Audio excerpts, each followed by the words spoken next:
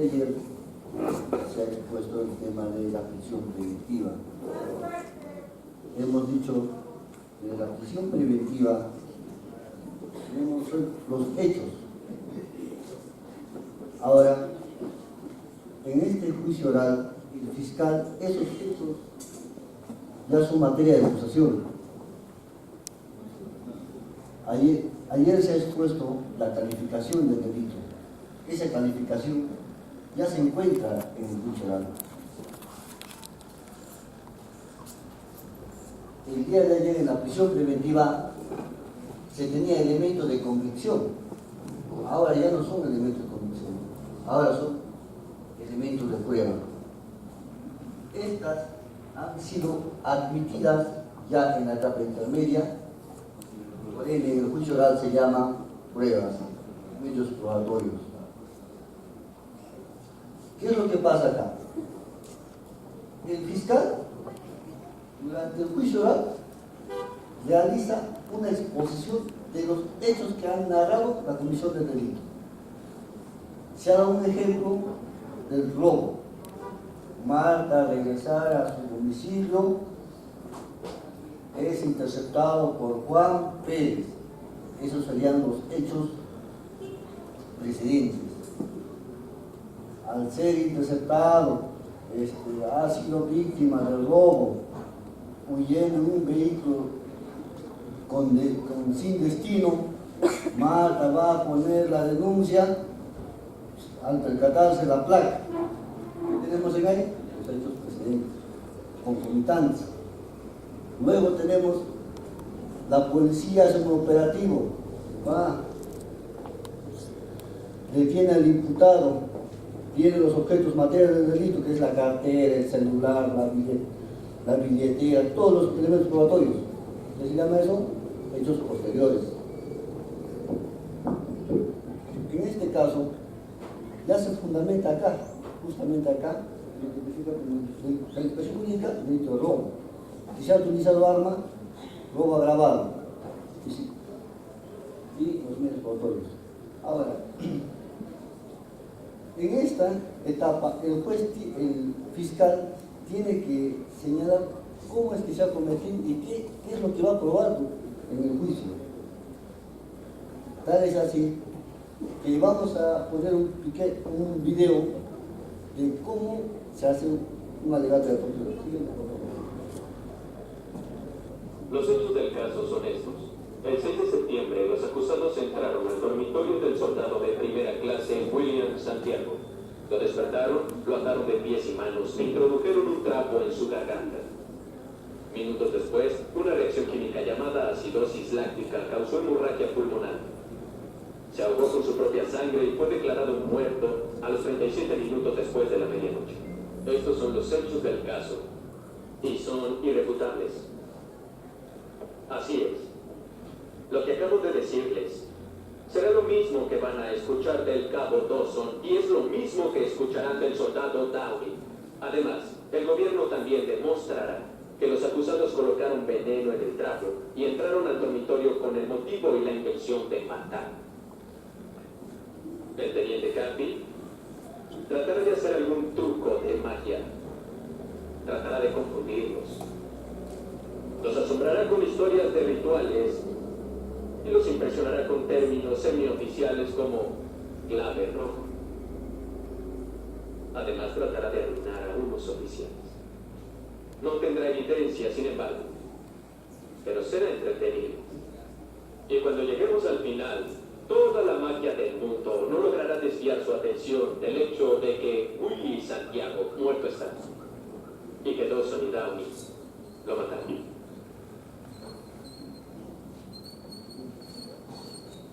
Hemos visto los alegatos de apertura, cómo es que narran los hechos, como el pañuelo, cómo se ha abogado la víctima. Lo siguiente tenemos el defensor del actor civil y el defensor del tercero civil. En este caso, el abogado del actor civil va a señalar cuáles son sus pretensiones, en este caso la reparación civil, y cuáles son los medios probatorios que han sido admitidos ya en la etapa intermedia. De igual manera, el defensor civil El abogado del tercero civil igualmente señalará cuál es su pretensión y cuáles son los medios que fueron admitidos ya en la etapa intermedia. El abogado del acusado, los argumentos de defensa. En esta etapa el abogado tendrá que refutar todos los elementos, todos los señalados de los hechos de la acusación fiscal. También señalará los medios probatorios ofrecidos de descargo que han sido admitidas. Siguiente, por favor. No había veneno en el trapo y no hubo intención de matar, y cualquier intento de probar lo contrario sería fútil porque no es verdad. Cuando Dawson y Downey entraron al dormitorio de Santiago, no fue por venganza ni odio. No fue para matarlo y no fue para divertirse un viernes por la noche, sino porque les fue ordenado. Voy a repetirlo, porque a ellos eso les fue ordenado. En el mundo real eso no significa nada, y aquí en los suburbios de Washington no significa mucho más. Pero para un marido asignado a la compañía de fusileros en Guantánamo, Cuba, se le da una orden y la cumple, o empaca y se va. En todo juicio de apertura del juicio oral, tanto el fiscal como el abogado del acusado deben tener una estrategia de defensa y de acusación. Asimismo, existen muchas técnicas sobre cómo debe iniciarse un juicio oral. Por ejemplo, muchos utilizan el feroz asalto filmado de video. Tu tranquilidad tiene un precio. Un delincuente reincidente, la bella trabajadora asaltada. Era solo un paseo en bicicleta. Esos son algunos temas que se pueden utilizar como títulos al caso que uno tiene. Señor magistrado, en este caso vamos a mostrar un video cómo son las técnicas, pero también vamos a mostrar en este video qué técnicas no se deben de usar, o qué es lo que no se debe de hacer en un juicio oral, en una apertura de un juicio oral. señor magistrado, director de la fase principal del proceso común y juicio. Este caso podría resumirse muy bien de la siguiente manera. Nos encontramos frente a una acusación fiscal absurda por ilógica. Si este no fuera un tribunal de justicia, sino un tribunal de física, diría usted, señor magistrado, cómo debe representar la causa que nos convoca en este caso. La fiscalía pretende, fuera un tribunal de física, que suena para arriba, porque si yo tiro esto al señor abogado, ¿pero qué dice el jugador? No estamos en un cine igual y no lo va a permitir porque el pueblo mismo establece facultades para orientar el alegato de la parte. Está tomando las cosas, señor abogado. A ver, vamos a delimitar. ¿Usted va a mantenerse en su posición? Si no voy a tener que interrogar las facultades. Mucho gusto. Si eso usted puede tomar. No, acá yo no le voy a permitir que usted tome cosas, señor abogado. Entonces, ¿qué es eso? Si le ha ofendido, le pido la disculpa que está. Entonces, señor juez, simplemente, si no le parece la técnica, entonces me va a ayudar a hablar. No, voy a poner en consideración de parte que yo no acepto ninguna técnica. Además, no acepto de una técnica usted que ve las cosas frente a un despacho. Entonces, falta de respeto. Aprender más, señor. Por favor, entonces usted va a mantenerse en esa línea.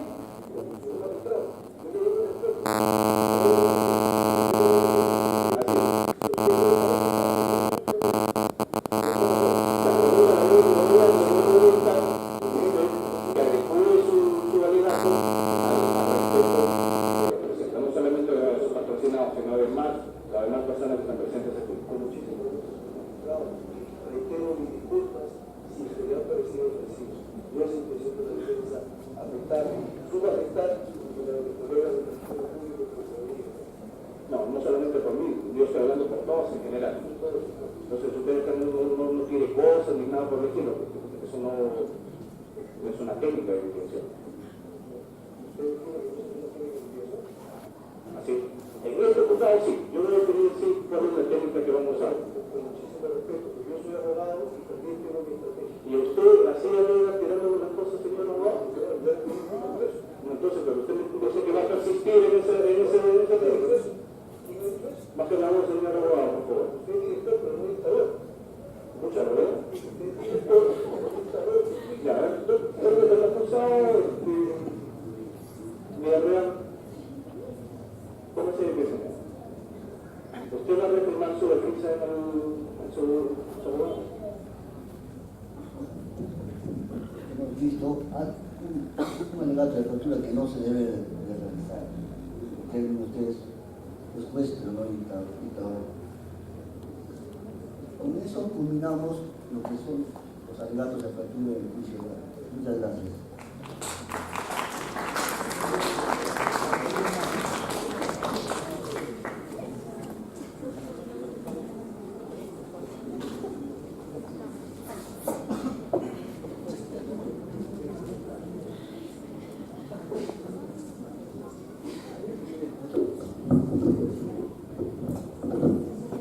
Bien, el siguiente tema es el testimonio de la víctima como elemento de prueba.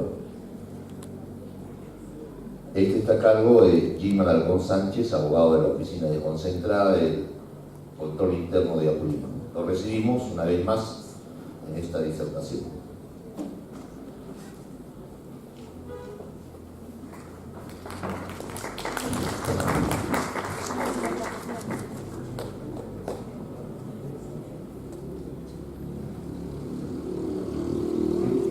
Distinguidos docentes de la Escuela Profesional de Derecho de esta prestigiosa universidad, alumnos todos, tengan ustedes muy buenas noches.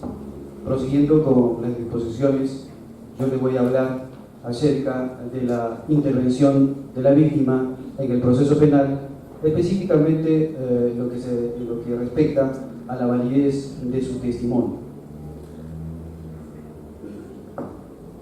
Para empezar o adentrarnos al tema, es necesario precisar algunos aspectos. Por ejemplo, definición de víctima.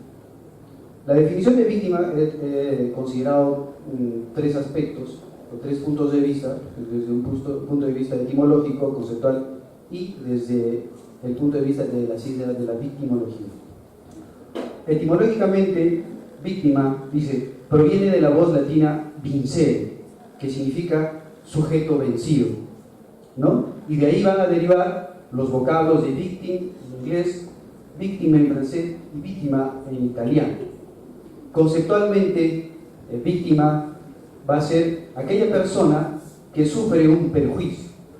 Y como ya lo dije, desde la ciencia de la victimología, víctima es aquel ser humano que padece de daño en sus bienes jurídicamente protegidos, ¿no? Como la vida, la salud, propiedad, honor, etc. Y estos bienes son dañados por la acción dolosa o culposa de otra persona.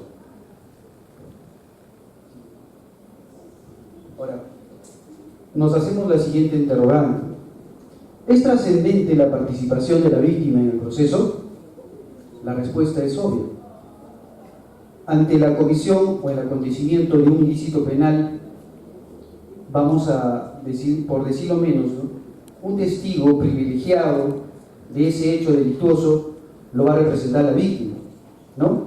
Y va a ser objeto del delito. Y es a partir de su testimonio, de su relato, que el fiscal provincial va a poder calificar el hecho y va a poderse plantear la estrategia de investigación.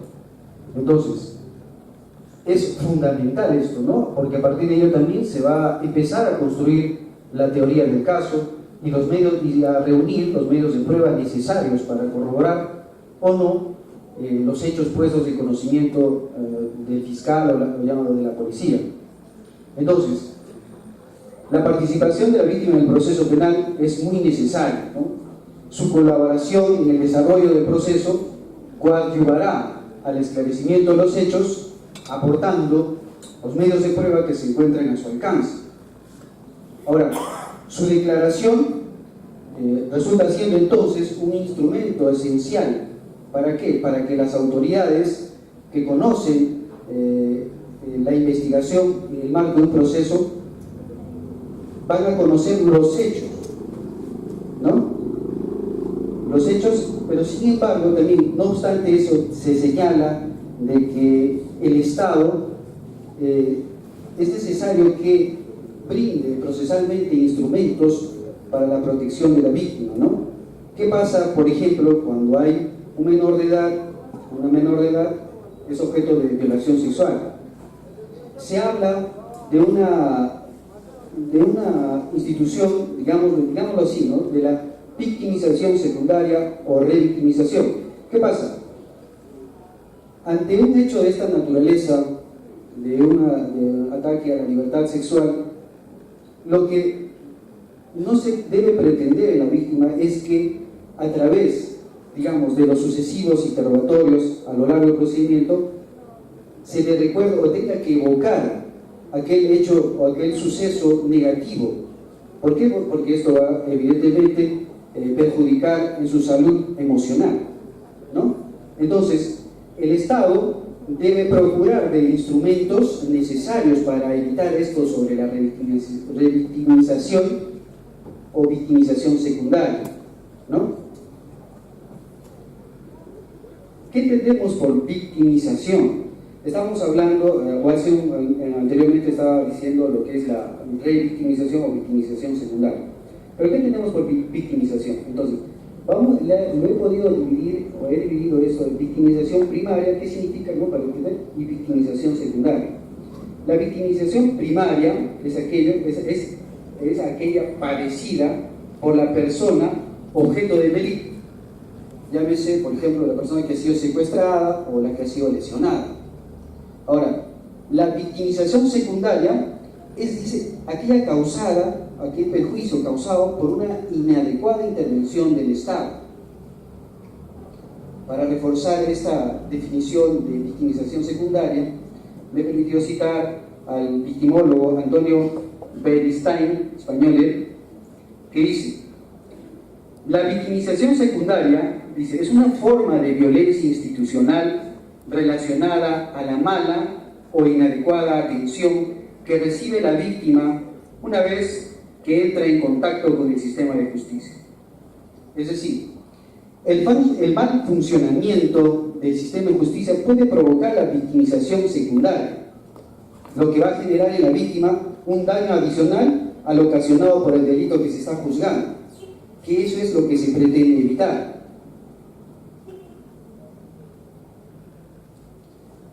Bien. El inciso 5 del artículo 171 del nuevo Código Procesal Penal hace referencia a la declaración del agraviado, solamente en este inciso. Revisado nuestro Código Procesal Penal, advertimos que no existe ningún artículo en específico que trate sobre la declaración de la víctima, ¿no? Sin embargo, para que no quede, digamos, en el vacío, se ha contemplado en este inciso 5 del artículo 171 del nuevo Código Procesal Penal las reglas que se deben seguir, dice, para la declaración de la víctima. ¿Qué dice este artículo? Para la declaración del agraviado rigen las mismas reglas prescritas para los testigos. El cuestionamiento que se hace a esto, toda vez que no se está contemplando de manera específica sobre la declaración del agraviado, es que bajo este precepto normativo se va a inferir que la víctima quedaría excusada de su obligación de declarar en los mismos casos previstos para los testigos.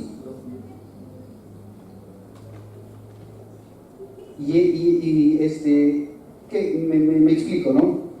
Por ejemplo, delito de violación sexual, por lo general se da a veces en el entorno familiar.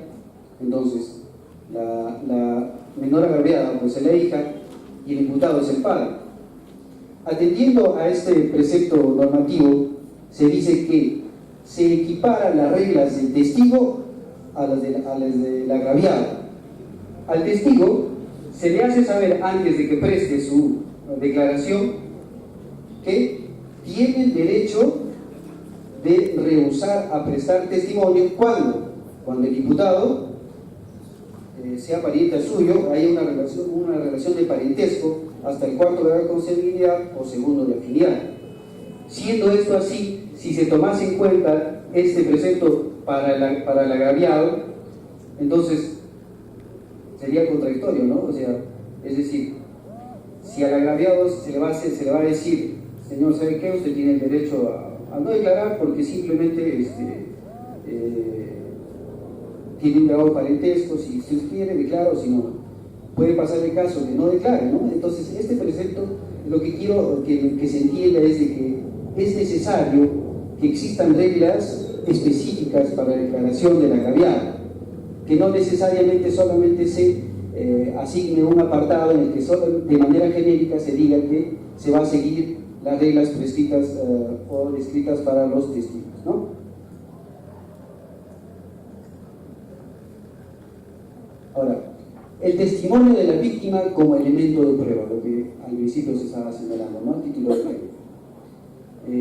Recurriendo a la jurisprudencia española, el profesor Pablo Llerena Conde, en su obra Los derechos de protección de la víctima, hace referencia a la jurisprudencia española, ¿no? Considera, dice, que para la declaración de la víctima pueda enervar por sí misma la presunción de inocencia, deben concurrir 3 requisitos, y son la ausencia de incredibilidad subjetiva, corroboraciones periféricas y persistencia de incriminación. ¿A qué se refiere sobre la ausencia de incredibilidad subjetiva? Se refiere a que la incriminación no debe obedecer a móviles, llámese venganza, odio. Es decir, que la declaración de la víctima no esté afecta a ese vicio, ¿no? Que motivada por un odio de repente a la persona que está denunciado, bueno, le imputa el delito de violación sexual, que es grave, ¿no? Ahora, respecto de las corroboraciones periféricas, esto está directamente vinculado con el relato de la víctima. Es decir, la víctima expone su relato y este relato, los hechos narrados, tienen que tener su correlación ¿con qué? Con elementos que van a dar veracidad a este relato. Por ejemplo, pueden ser las pericias, ¿no? Las pruebas periciales. Si estamos ante delito de violación sexual, podría ser las lesiones que presenta la víctima, la vestidura rasgadas, de repente el recojo de algún elemento orgánico, ¿no? Etc. Y respecto al tercer presupuesto, tenemos la persistencia y la incriminación. Aquí los hechos acontecidos son únicos y estables, por ende el relato de la víctima también tiene que mantener esa característica, ¿no? Que tiene que ser estable e inmutable. Cumplidos estos 3 requisitos, la declaración de la víctima puede enervar, dice, por sí misma la presunción de inocencia. El acuerdo plenario número 2/2005 toma como referencia lo anteriormente señalado por la jurisprudencia española. ¿Qué dice este acuerdo plenario? Dice, tratándose de las declaraciones de un agraviado, aún cuando sea el único testigo de los hechos, al no regir el antiguo principio jurídico testis unus, testis nullus, único testimonial nula, tiene entidad para ser considerada prueba válida de cargo y por ende virtualidad procesal para enervar la presunción de inocencia del imputado, siempre y cuando no se adviertan razones objetivas que invaliden sus afirmaciones. Ahora, la garantía de certeza tendrá que pasar los filtros o los requisitos, mejor dicho, que anteriormente estaba señalando, ¿no? La ausencia de incredibilidad subjetiva, como ya les dije, ¿no? La relación entre imputado y agraviado o agraviada no tiene que basarse en ningún sentimiento de odio, venganza, etc., ¿no? Y la verosimilitud tiene que ver con la coherencia y la firmeza de ese relato, que tiene que estar apoyado con elementos de juicio objetivos, ¿no? De esta manera, lo que va a pasar es que le dé un valor probatorio, una aptitud probatoria, ¿no? Y respecto a la persistencia de incriminación, como ya se dijo, es aquella que tiene que ser inmutable, estable, tiene que ser el relato de la víctima, no tiene que prestarse, o bueno, no tiene que contener, mejor dicho, ambigüedades ni contradicciones. Estos tres elementos, estos tres requisitos, tendrán que ser evaluados por el juzgador a través de un proceso de ponderación al caso en concreto, ¿no? Ahora, ¿qué sucede si la víctima ha dado versiones diferentes durante el proceso? Aquí la postura jurisprudencial ya, ¿no? Que se ha dado en nuestro país, en nuestro ordenamiento jurídico, dice: ante versiones diferentes durante el proceso vamos a encontrar una versión de inculpación y de exculpación. Dice: prevalece aquella con contenido de inculpación por sobre todas de carácter exculpante previa verificación de requisitos. ¿Cuáles son los requisitos? Aquellos contenidos en el Acuerdo Plenario 1/2011. Dice: este criterio, o sea, de preferir aquella manifestación que tiene un contenido de inculpación por sobre aquellas de carácter exculpante, encuentra su racionalidad especialmente en los delitos de violación sexual, donde es común la existencia de una relación parental, ¿no?, de subordinación o de poder entre el agente y la víctima. Aquí vamos a encontrar la figura que se llama retractación. Por lo general, a veces la víctima, casi siempre, después de haber inculpado a determinada persona, quizá por ser su familiar o allegado persona cercana a ella, es que decide retractarse de su primera manifestación. Para ello, también tiene que tenerse en cuenta algunas reglas, es decir, para que la retractación como obstáculo al juicio de credibilidad, esto se va a superar siempre y cuando se verifique lo siguiente. Como en los anteriores casos que ya había mencionado, se tiene que verificar la ausencia de incredibilidad subjetiva, además de que también ante esta nueva versión se tiene que advertir si existen elementos objetivos que por lo menos permitan una mínima corroboración periférica. Además, también se tiene que advertir si esta de repente obedece a una imaginación o fantasía, ¿no?, o cuestiones que no son creíbles. Y además, por último, que tiene que ser coherente. Si no cumplen estos requisitos, bueno, esa nueva versión exculpante carecerá de validez probatoria. Además, se dice que el juzgador, para sopesar esto sobre la retractación y la declaración de la víctima, debe tomar en cuenta el lapso de tiempo transcurrido de la investigación del delito, que puede generar, dice, que los sentimientos de la víctima hacia su agresor, de una inicial rabia, pase a la culpa por denunciar a un familiar, ¿no? También puede pasar, ocurre circunstancias que aparecen los reproches familiares, ¿no?, ante la víctima, la menor, que puede estar denunciando al padre, a la madre, puede haber un reproche, los hermanos, etcétera, ¿no? ¿Por qué? Porque va a tener como consecuencia la desunión del grupo familiar o apartar a la persona que aporta con el sustento del hogar, ¿no? Son todos estos aspectos que tiene que sopesar, que tiene que tomar en cuenta el juzgador al momento de dar valor probatorio a la retractación. Ahora, para la determinación de la validez de la retractación de la víctima, continuando con lo que anteriormente estaba señalando, también se deben tomar en cuenta dos perspectivas, una interna y una externa. La interna, ¿qué comprende? Que se tiene que verificar la solidez o debilidad de la declaración incriminatoria y su corroboración en los términos que expone la víctima.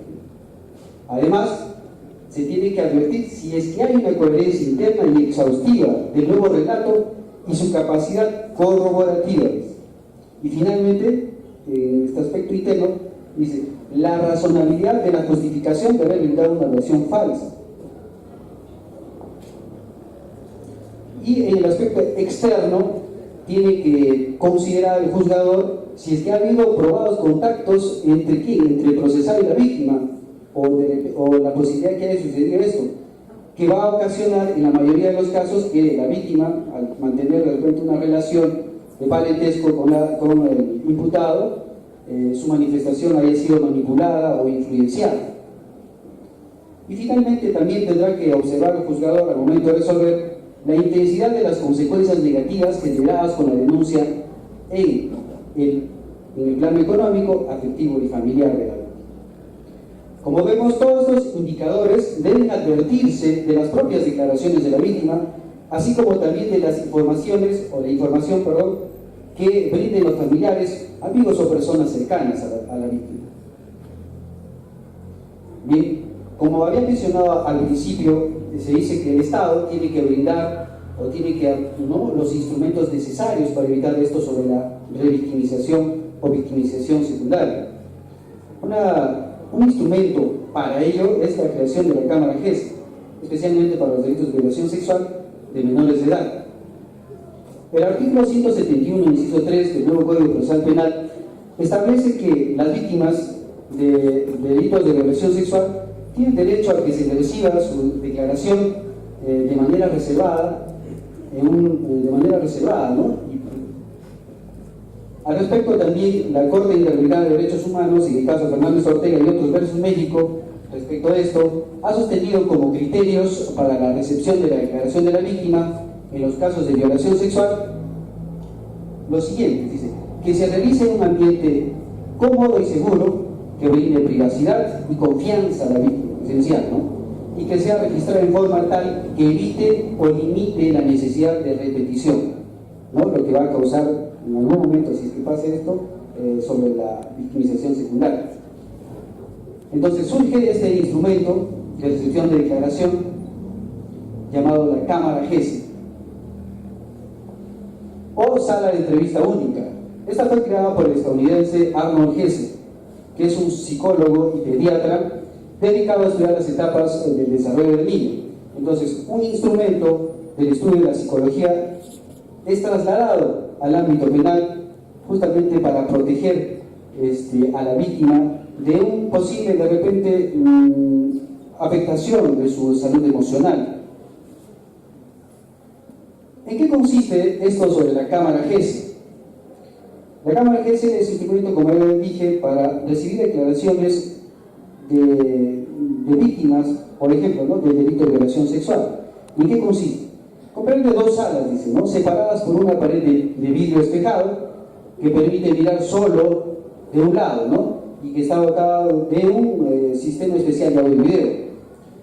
La víctima es entrevistada por un psicólogo en una sala y desde la otra sala los operadores de justicia observan y oyen todo lo que sucede sin ser vistos ni escuchados. El psicólogo puede recibir, dice, mediante un audífono las preguntas que los operadores de justicia requieran, ¿no? Y a su vez el psicólogo la transmite a la víctima en un lenguaje adecuado. Esta entrevista es grabada con audio y video para ser presentada como evidencia. Asimismo, dice, dicha entrevista es documentada por medio de un acto, ¿no?, que junto a la grabación audiovisual forman parte de la investigación fiscal. Ahora, estas de que se ha visto por conveniente, por el valor que tienen estas, y evitar justamente sobre la revictimización, que las declaraciones brindadas brindadas en esta Cámara, dice, deben ser actuadas como prueba anticipada, ¿no?, y así evitar la revictimización. Bien, eso es todo que tengo que manifestarles. Espero que les haya servido. Gracias.